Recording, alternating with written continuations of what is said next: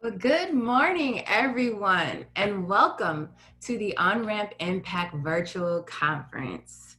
My name is Sharmise Tillman, and I am the lead organizer for this event, and I am thrilled that all of you have joined us this morning. Through a number of presentations, intimate conversations with peers, and one-on-one meetings, we are all working to discover how we can amplify our impact. Over the past few months, our team has worked really hard to be a bridge between startup social enterprises, corporations, and investors. Why? Well, now more than ever, the need for collaboration to make meaningful and systemic change and impact is evident. With the goal of creating more equitable and inclusive communities, we are bringing together corporate social responsibility executives, impact investors, and startup social enterprises to highlight innovations in social impact, the leaders making such innovations possible, and how new technologies and business models will reinvent our communities. Our goal is to create more equitable and inclusive communities that spark social change. And with that, more than 600 startups have applied to participate in our virtual startup track, and nearly 400 of those, or 62%, are led by diverse founders. We have 58 amazing corporations, venture capitalists, and investors participating in our conference today, taking one-on-one meetings with startup social enterprises. And this afternoon, we are excited to host more than 370 one-on-one meetings building connections.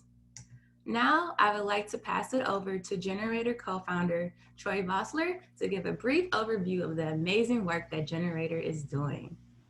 Well, thank you, Sharmise, and a big shout out to all the hard work that Sharmise and the rest of her team did to put on this very first inaugural conference. Obviously, we're in a unique time where we can't necessarily be together in person, but we think the virtual format will be great. To tell everyone a little bit of background on Generator, so we are the organizing company behind OnRamp.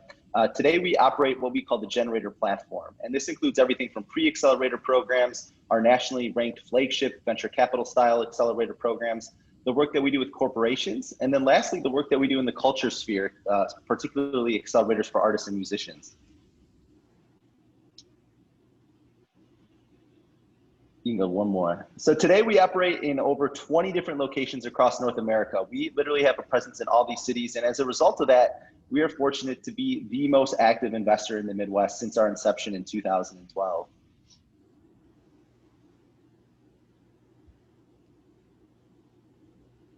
You go one more.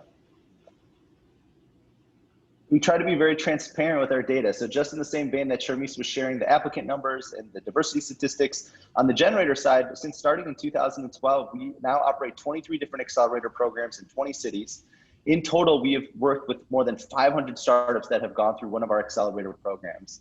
Of those, we've invested in about 115 of them who have gone on to raise almost $500 million in follow-on funding.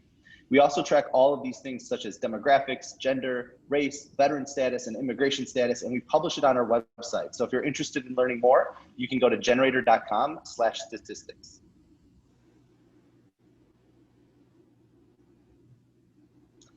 Through these results, we're fortunate to be nationally ranked. So for the last 4 years, we've been ranked by the Seed Accelerator Rankings Project as one of the top 15 accelerators in the country. And this year, Fast Company magazine named us to one of their most innovative companies, specifically for the work that we're doing in the culture front.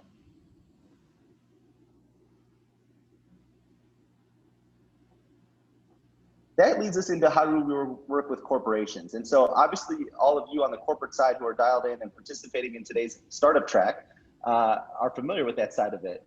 How that started was a peer-to-peer membership network that we call Project North. Project North is designed for peer-to-peer learning to connect corporate venture capital and corporate innovation executives.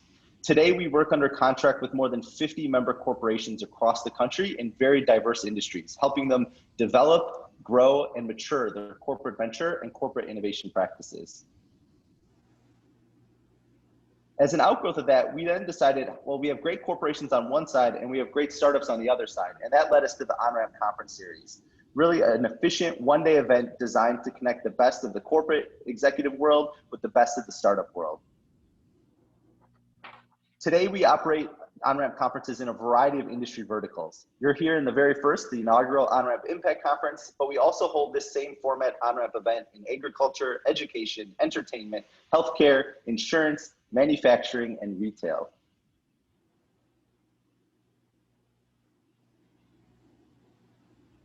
We have a couple of these conferences coming up. So obviously you're here at OnRamp Impact, but coming up on October 14th, we have our OnRamp Manufacturing Conference. And on November 12th, our OnRamp Entertainment Conference. If you're a startup that's interested in participating or a corporation that's interested in participating, we'd love to hear from you. In addition, our Project North corporate group has some upcoming, what we call book club events, including Coach Jim Tressel, Quinn Studer, and Patrick McGinnis coming up. If you're interested in learning more about any of these programs, whether it's our OnRamp programs or our corporate venture and corporate innovation peer group, please email Charmise at generator.com for more information. Thanks so much, Troy, for that great overview of all the work that we do. Now we will hear from our keynote speaker, Jewel Burke Solomon. At any time, if you have any questions, please utilize the Q&A box below. A little bit about Jewel. Jewel is an advocate for representation and access in technology industry. As co-founder of PartPick, a startup designed to streamline the purchase of maintenance and repair parts using computer vision, Jewel and her team built groundbreaking technology poised to change the way people everywhere locate products. PartPick raised over $2 million in seed funding from notable investors like AOL co-founder Steve Case and Comcast Ventures, and integrated its software into mobile apps and websites of large part distributors and retailers.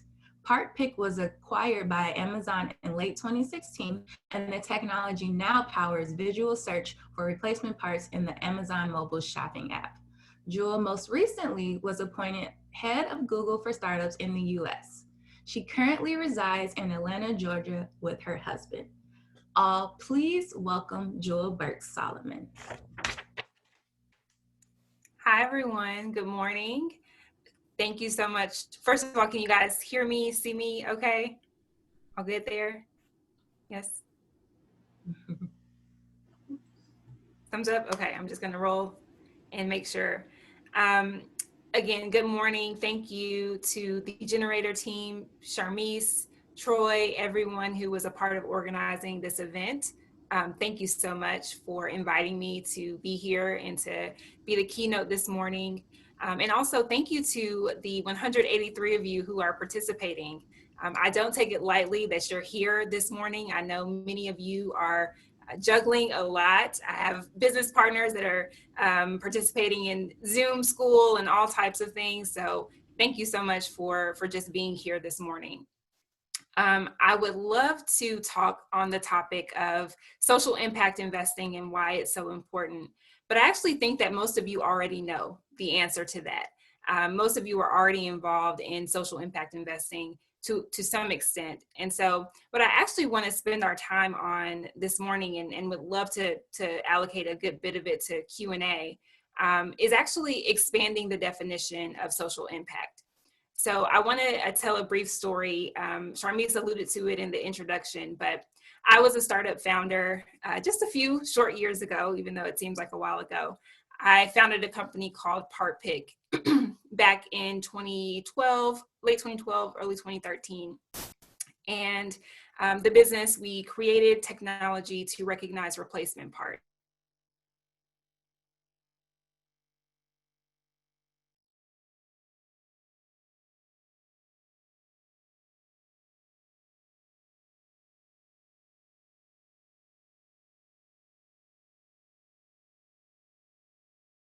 I was the one who got, uh-oh. Can you guys hear me? Yep, yes. We can hear you. Okay, great. Typically, I was the one who got the escalations when products were not sent out properly. And so in that experience, I came up with this idea of creating a simpler way for people to search for products. And that was just a light bulb moment. I thought, wow, no one's really innovated in the parts distribution space or the parts search space. And I know that there's this great technology out there where you can take a picture of something like a check and deposit it. But what if you could apply that same type of computer vision and machine learning technology into part search? So what would that look like? And I came up with the idea. It was sort of a niche focus, as we were focused on recognizing replacement parts in the industrial space. So had a very sort of narrow focus as far as the types of parts that we could recognize, the types of customers we were going after. And as I came up with the idea, I knew pretty quickly that I would need to find people to help me build it. I would need to find the right team. I would need to find, at some point, investors. And as I was building, and particularly as I started to fundraise for the business, I realized that I was in a bit of a conundrum, because the investors that I was approaching, many of them would ask me, have you talked to, name your favorite social impact investor?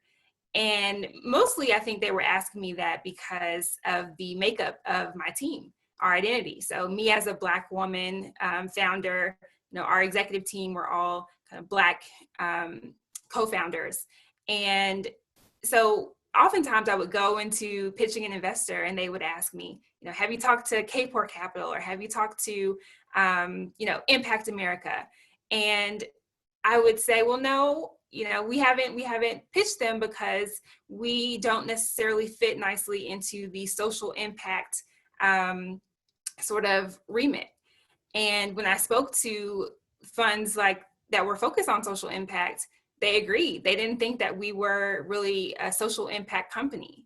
And I started to think about it a little bit more, and I started to think about, well, if PartPick is successful, what will the impact of that be?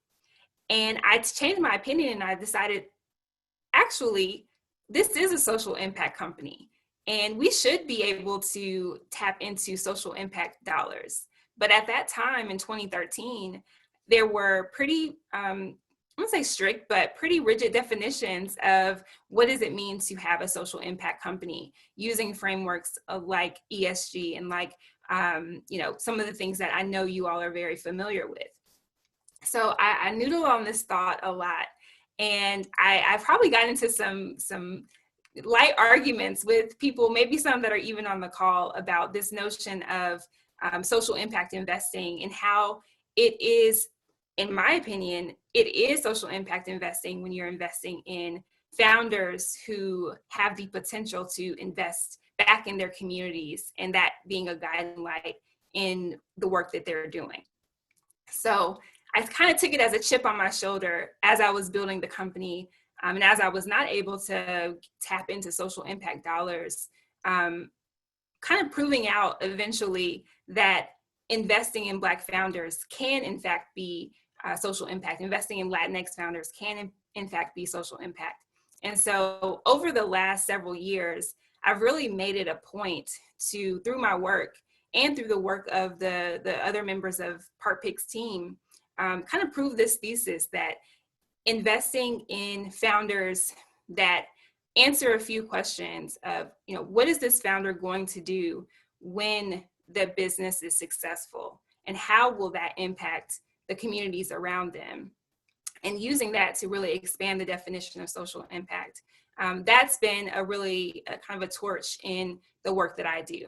So one example I'll give is, as was mentioned in the introduction, PartPick, we did have the opportunity to sell the business to Amazon end of 2016. And what that allowed for was for me as the founder to be in a position to invest back into other companies. So since the acquisition, I've had the opportunity to invest in 10 what I would consider social impact companies, one of which actually was the reason I think I'm here today. I met Generator on a speaking engagement with one of the companies I've invested in called Gooder. And if you're not familiar, Gooder is food rescue, and it's really taking, surplus food from corporations and restaurant chains and delivering it to hungry and homeless communities in Atlanta and nonprofits, and pretty much putting the logistics layer behind those deliveries. And they've done incredible work over the past 3 or 4 years. saving millions of pounds of food. So really keying in on a double bottom line of making a profit, so being a profitable business and really having a model similar to a waste management company, but also saving food from the landfills and bringing it to people that need it the most. So that's one of the many investments that I've been proud to make. But the point there is that if I had not built Park Pick, I wouldn't have been able to invest in Jasmine and invest in the other entrepreneurs that have had the opportunity to invest in. So I hold this space for the idea that investing in great founders who are then going to take their success and invest in other founders is a form of social impact. And I want to leave that for your consideration today. The other thing that I think is really important as we consider what is social impact investing and how does it actually trickle down to the communities that we want to reach is, again, back to this notion of what happens when the entrepreneur is successful, but then what happens when their team is also successful. So one of the things I'm most proud of in our Park Pick story is our CTO, Dr. Natalie Cephus. If any of you follow me on social media, you may have seen recently I posted about Dr. Cephus. She recently acquired 12 acres of land in her hometown of Jackson, Mississippi. And of course, this was facilitated over some time. So she's had her eyes on this property for a while with the intention of revitalizing it to become a tech hub in Jackson. And I don't know how many of you are familiar with Jackson or have ever been to Jackson, but it's not necessarily a bursting place for technology. And one of the things that Natalie is really passionate about is providing access and resources to the community that she came from. She talks about how she was blessed to be in a situation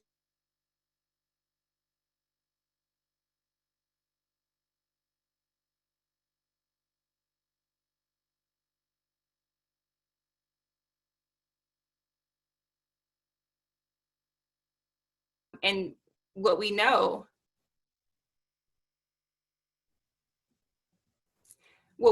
is that that can sometimes be too late. There are people who are learning how to code at the age of 5 or 6. So if you're just getting exposed to it at high school, that can sometimes be a little behind the ball as far as your preparation for career fields. So Natalie's intention is to make sure that young people have early exposure to the things that are now creating the workforce for tomorrow. And so to do that, she has acquired 12 acres, 7 buildings in downtown Jackson, Mississippi to build up a makerspace and creative labs and tech tools and resources for that community. And again, that's social impact. And that's the type of thing that I think can happen when we really key in on not just the businesses and what the businesses are doing, but really the founders and what they're developing and the teams that they're hiring and what they're able to do and who they're doing it for. So now that I am in the seat of investing, now I wear 2 hats. One was mentioned in the introduction, the other wasn't. So I serve as head of Google for Startups for the US, where my sole responsibility is helping to level the playing field for underrepresented startup founders across the US. And when we think about underrepresented startup founders, we think about Black, Latinx, and veteran-founded businesses, and how can we bring the best of Google's products, people, and services to those founders. So that's one thing I do. And then the other is managing partner at Collab Capital. And Collab was founded really with the intention of specifically investing in Black founders, along with this idea that I've been talking through that is in fact social impact. And so we think that if we can find the right founders, they will have a sort of network effect in the communities that they come from. We're based in Atlanta. We've seen already what happens when businesses thrive in communities in Atlanta and how that can really make a generational impact. And so that's what we're hoping to continue through our work at Collab, is really investing in the entrepreneurs that we think will give back to the communities that they come from. So going back to my example with Nashley, we think about what happens when that property that she purchased grows and is successful, and all the people that will touch. What happens when she's not the only Black woman who is now leading at Amazon coming from Jackson, Mississippi, but there are now hundreds of people who kind of come through her pathways that she's created. What's the impact that makes? And so that's the consideration that I wanted to bring to all of you, is as you are thinking through your social impact thesis, really leaving space and room for the entrepreneurs that you're backing, and what will they do? And I have a little framework that I will share with you, and that is just 3 simple questions. The first one is, who will this founder inspire? And that's important because we have lived in a world where the notable names in the tech industry, and the ones that are most highly covered and coveted, are the folks like Elon Musk and Jeff Bezos. And they're highly successful, but impact on community is something that's probably still a little bit up in the air as far as if it's net positive or not. And so I think about what happens when we've elevated and supported entrepreneurs that we know will have net positive impacts. Folks like Jasmine Crowe of Gooder. Folks like, I know I'll be meeting later today with Roy from Healthy Hip Hop. People that have a great spirit and are doing good work for future generations. What happens when we elevate them to become the superstars? How does that change and shift the perception of Black founders or Latinx founders or veteran founders? How does that change and shift what little kids who are growing up today want to become? So that's something. Who will those founders inspire? The second question that we ask at Collab, and that I submit to you for you to ask of your founders that you might be investing in or thinking of supporting, is, who will this founder hire? So we know that diverse founders hire more diverse teams. And when we think about particularly the technology industry and how historically it has not been extremely diverse, one of the quickest ways I think that we can think about diversifying the industry is by supporting more Black and brown founders who will therefore hire more diverse teams. And that early experience being employee 1 through 10 at a growing company is the experience needed to go on and build additional companies and go on and invest in companies. And so that piece about who will these founders hire is really critical. And then the last question that I like to ask is, who will these founders retire? So what's the familial impact of these companies being successful? And we think about, reflect on my own story, and my exit didn't just impact me, it impacted my whole family. I was able to kind of shift things for my family in ways that, I couldn't even imagine. And so thinking about what that impact will be for the families of these founders is also really, really critical and really important. So those are just 3 questions that I would love for you all to consider as you're thinking about your social impact lens and who's included in that, what types of companies you're investing in. Really think about the founders of those companies. Who will they inspire? Who will they hire? And who will they retire? That's just an easy framework as you consider that. The last thing I want to share, and then would love to open it up for Q&A, is just a message to all of the corporations who are listening, representatives from different corporations, and sort of the role that you all play in this social impact investing and social impact building ecosystem. It's really critical that you all take the stance of taking early bets on companies that are presented to you. Right now, I have 50 companies, Black, Latinx, and veteran-led companies that I've had the opportunity to work with over the past 6 months as we've been in quarantine through a program that I run called the Atlanta Founders Academy.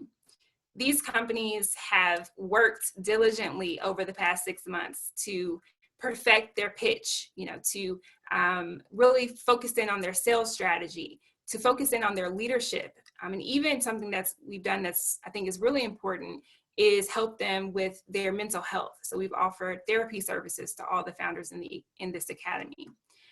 They are ready to engage with corporations. We are really excited that we've had the opportunity to work with them over a 6 months time span.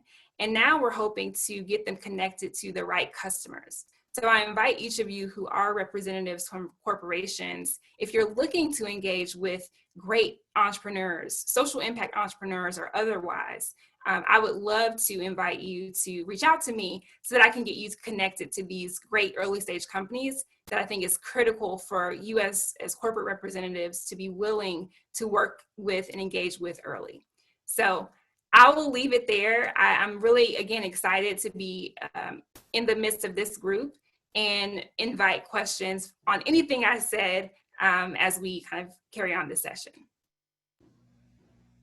Thanks so much, Jewel. That was great. We do have a few questions in the Q&A box, so people, please keep them coming in. I'll go ahead and start off with a few. So Scott Henderson said that you recently shared in a blog post about your strategy of wearing 2 or more hats, founding PartPick while working at Google. Can you share more about that with us, especially in relationship to social impact ventures? Yes. Hi, Scott. Good to hear from you. I can't see you, but I'm glad that you're here. So I recently wrote a blog post that Scott was referring to, and it's actually titled "Why I Always Have 2 Jobs." And it was honestly in response to a question that I was getting from limited partners that we were pitching on the collab side. And most of them were rightfully so inquisitive about the fact that I do wear 2 hats. And what I wanted to express in that article was just the why behind it and give people perspective on the fact that, one, it's actually very high barriers to entry in the investing landscape. I'm sure there are many investors on the call, and if any of you have established your own funds, you know that.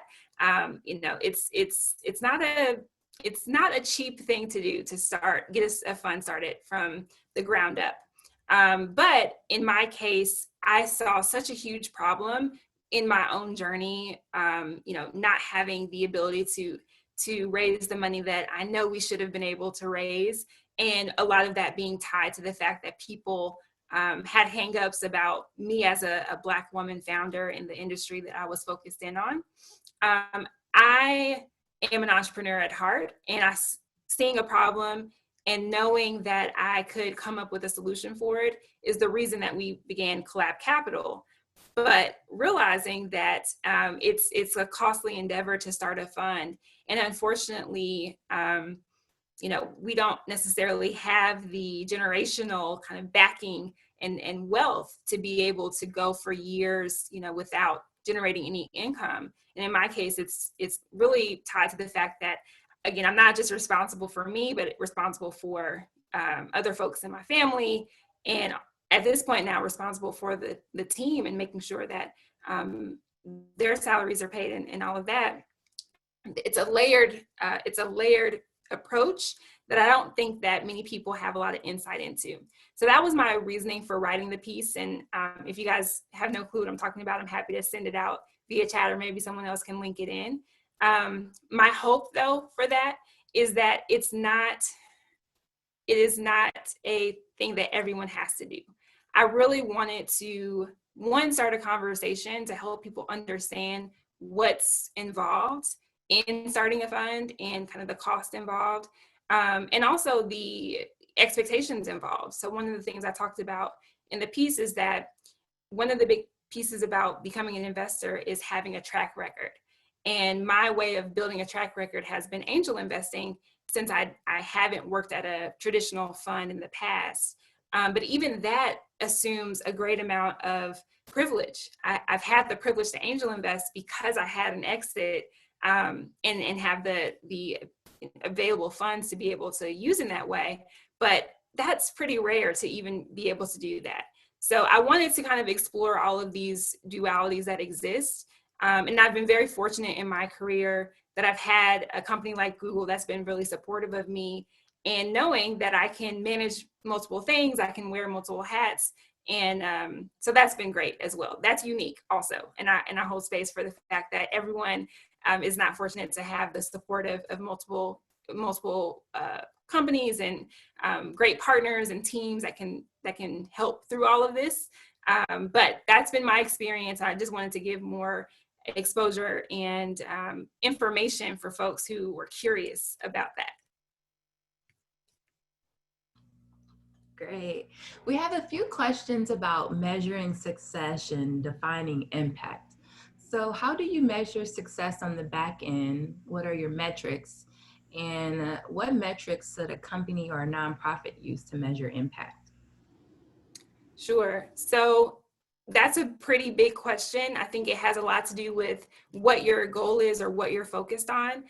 In my world right now, my primary focus in both my work at Collab and my work at Google for Startups is the success of underrepresented startup founders. So everything that I'm doing was I able to connect these founders with great customers, great investors? Have I helped them become a better company, better founders? Everything I'm doing is related to one of those questions. And so for me, it is knowing where a founder is or where a company is when I meet them, and logging that and understanding where they are from a revenue perspective, where they are from a team perspective, how many people do they have on the team, what are those people doing, and then in some cases, how much money have they raised? Is that appropriate for the business? What is the pathing that they want to go down? And then tracking over time how those numbers grow and change. So that's the kind of my personal metrics as far as the work that I do. But anything that you're looking at, I definitely recommend understanding kind of what is the North Star for your industry or your business, and working yourself backwards from that to create your track and your goals.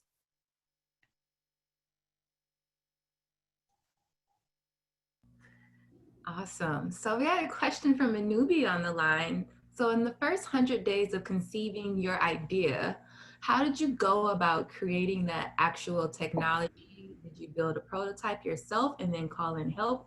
Did you call in help from the go? They're really curious about the process. Yes. So the first 100 days for me was all about validating that what I experienced in my personal kind of situation as sitting in a seat of being a call center manager and receiving these phone calls. And then I actually had another personal story that was really the impetus of me starting Park Pick, which was my grandfather calling me looking for a park and me not being able to find it for him. So the first 100 days was me making sure that my experience was not one-off, and that it was actually a bigger problem across the industry. So for anyone, I think the first 100 days should be all about, one, validating the problem, really understanding deeply how pervasive is this problem, how painful is this problem, would people be willing to pay for a solution to this problem?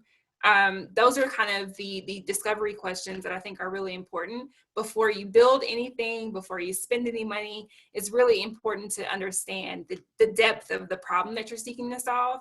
And then after that, which honestly I think should take at least 100 days to figure that part out and do the level of research and conversation that you need to have to really get enough comfort around the problem itself.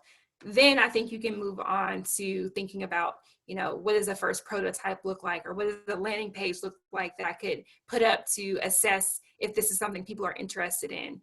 But I think people oftentimes jump to the solutioning before they really have gone deep enough into the problems. So that's first 100 days. Don't even think about solutioning. Don't even think about building. Really think about who can you talk to validate this problem, and how can you get yourself comfortable enough that it's a big enough problem that it's worth the next 5 to 10 years of your life of solving it.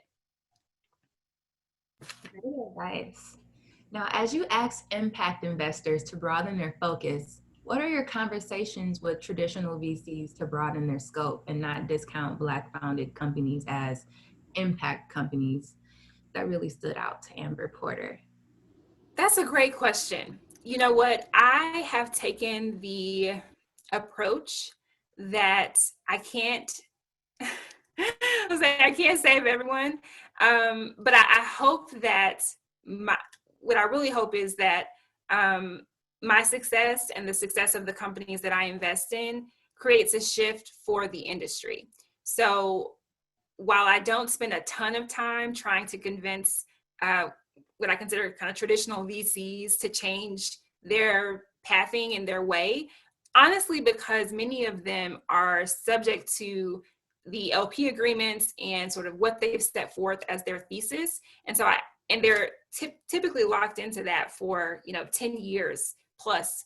And so I don't think it's the best use of my time personally to try to shift perspective there.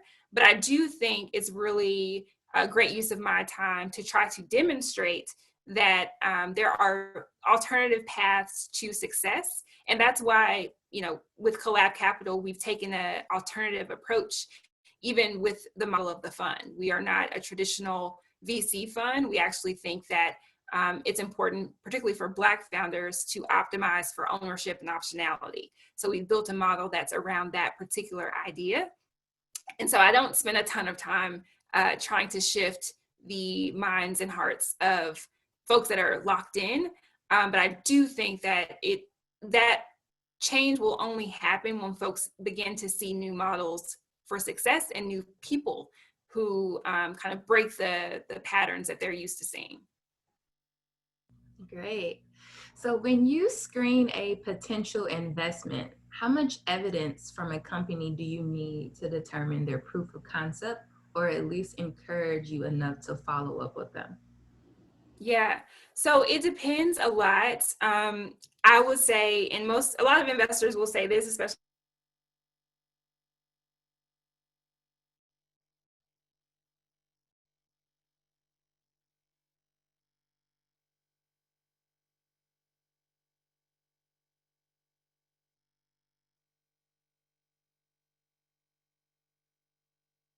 it takes some, sorry, Zoom is not agreeing with me this morning. It often takes some time getting to know the founder, and it often takes some time getting to understand why is this person uniquely positioned to win in this particular industry. So that's one thing. However, I think part of that is what have they been able to do so far that can convince me that with limited assistance and with limited backing, this person can win. And so that's kind of some of the things I'm looking for when assessing early traction. So it's not necessarily, this person has to have $10,000 a month in recurring revenue. It really depends on what have they been able to prove out so far, how far have they come from wherever they started, and assessing it based on that. Great. We have a lot of great questions in the Q&A box, and unfortunately, we don't have time to get to all of them, but I'll try to wrap up with just one more. So as far as founders potentially reaching out to you or getting advice, are you open to that? And also, what is the current focus for Collab Capital? Are you focused on US-based investments only? Are you also open to other racial background investing? Give a little information on that. Sure. So first question, how can people reach me? I'm pretty active online. So if you want to reach me, Twitter is probably the place where I'm most active and engaging. And then also, if you're interested in pitching Collab, you can reach us at invest@collab.capital. The thesis for Collab is we are investing particularly in Black founders, although we do believe that our model, and this is a first fund and somewhat experimental, but we do believe that our model will be applicable to founders from all walks of life and demographics, because we think that it actually is opening up the aperture for investing in great businesses, period, and businesses that don't necessarily want to become, you know, ultra mega unicorns, but actually just want to build profitable and sustainable companies. So we are excited about open sourcing at some point in the future our model so that more people can invest in that idea that entrepreneurs should actually maintain ownership and optionality in their businesses. So I think that answered the questions. You can pitch us at Invest at Collab Capital. We are focused on Black founders today, but we do think that the intention and the model of the fund will be more expansive in the future. Awesome. Thank you so much, Jewel. That was a wonderful presentation, inspiring and motivating. I hope everyone is working to amplify their impact. Remember that representation matters. It matters. So we are not done for the day, and kicking off in the next 15 minutes, we are moving to our roundtable discussions. Get my slide here.